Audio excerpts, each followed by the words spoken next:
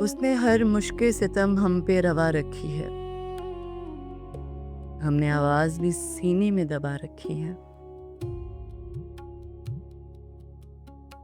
कत्लगाहों में लहू अपना निछावर करके शमा इंसाफ की लो हमने बढ़ा रखी है।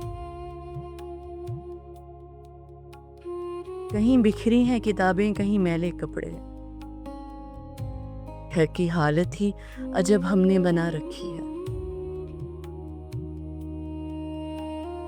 अपने वहशत ज़दा कमरे की एक अलमारी में तेरी तस्वीर अकीदत से सजा रखी है। हम किसी बात का शिकवा ना करेंगे कौसर, मेहर होंठों पे खामोशी की लगा रखी है।